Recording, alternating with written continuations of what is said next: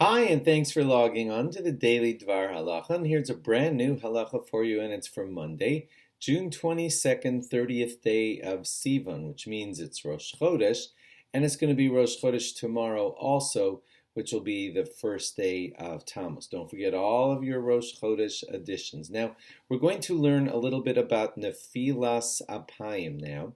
Nefilas Apayim is it's Tachnun. Tachnun is recited after Shmona Esrei. It's throwing ourselves at the disposal of Hashem, saying we've committed sins and we're not worthy, and we rely only on you, Hashem. And originally, when that was done, people literally were on their face, right to the ground. It was done with an unusual kind of bow called kida, and it meant that the face would be brought all the way to the ground, but the face had to be turned a little bit sideways because we're not allowed to put our face right on an Evan Maskis, right flat on the stone. So it would be a kind of bow with the face all the way down and turned a little bit to the side. Okay, then the Rabbanan, for reasons that we won't go into right now, did away with that bow and said that we should do it in a way where we're still signifying the same thing but without the full bow.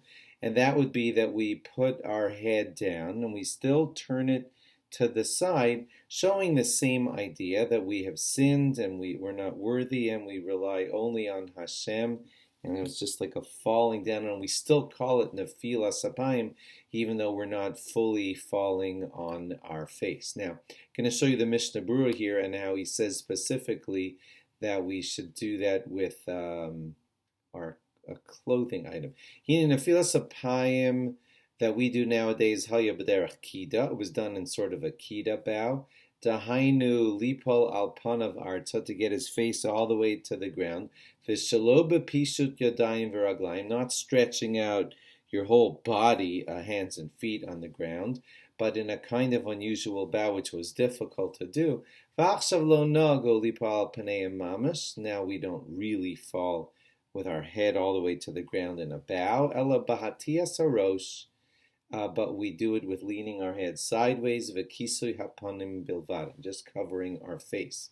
V'noagim lachasos hapanim bebeged, we like to cover our face with a piece of clothing, like a sleeve or something. V'lo dai b'kisui hayad, it can't be done just with your hand. Nofel panav aleho, you can't just have your head fall on your hand.